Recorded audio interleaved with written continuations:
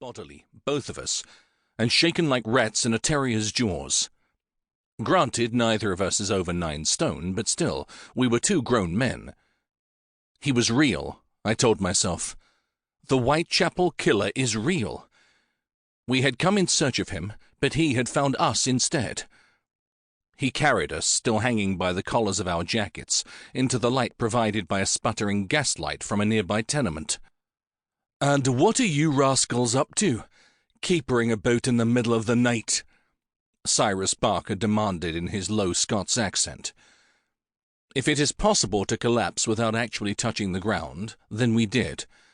I went limp with relief, and would have spoken if he didn't actually have me by the neck.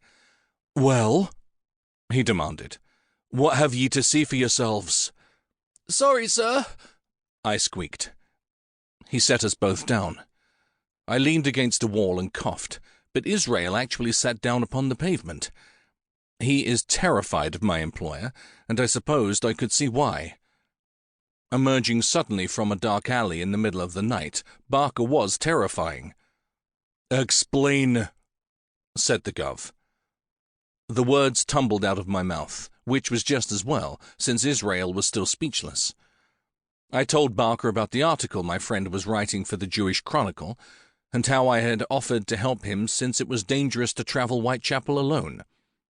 Most of it was true. "Why the subterfuge?" he asked. "Why feign a lack of interest in a case you intended to investigate within an hour or 2? "I thought you might not let me go out," I admitted. The Gov broke into a smile, albeit a chilly one. He shook his head. "Thomas, you are an adult. Not that you're acting like one. You may come and go as you like. My only concern would be if you investigated a case we are working on together without my presence. This, however, is not my case, as much as it pains me to admit it, and probably never shall be. I followed you because I had no idea where you were going. Now that I am here, allow me to warn you. These are dangerous streets, gentlemen. Be careful where you go, and don't be afraid to use your Webley if you need to, though only as a last resort." I had not mentioned the pistol, so either he inferred that I would bring it, or he noticed that I carried it under my coat. To ask him which would only give him satisfaction.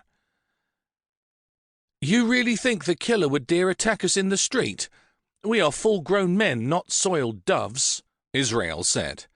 It would have sounded better if his voice hadn't cracked. "No, Mr. Zangwill. I am referring to the street gang members and disgruntled workers who have lost their situations recently to Jewish immigrants. I understand there is a so-called vigilance committee afoot in the area.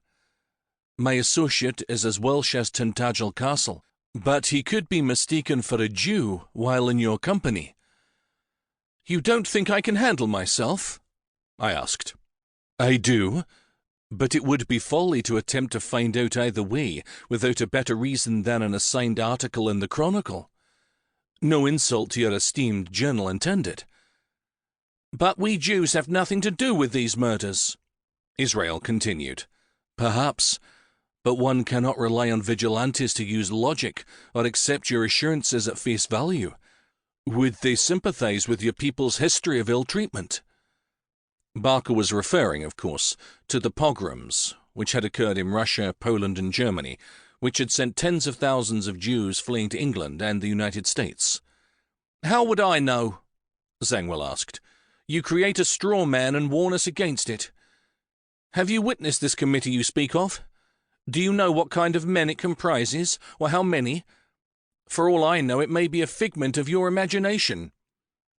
My employer stared at him blankly. That is, I could not read his expression behind the thick moustache and black spectacles he wore at all hours of the day or night, even in darkest Whitechapel. He might be ready to throttle Israel again for having the gall to question his veracity. Barker seemed to grow taller then, and more menacing, like some sort of ogre or troll from a Norwegian storybook. Just as quickly he receded back to his normal size, which is formidable enough at any time. "You did not tell me," the Gov said to me, "that your friend is educated in the debating arts, but then I..."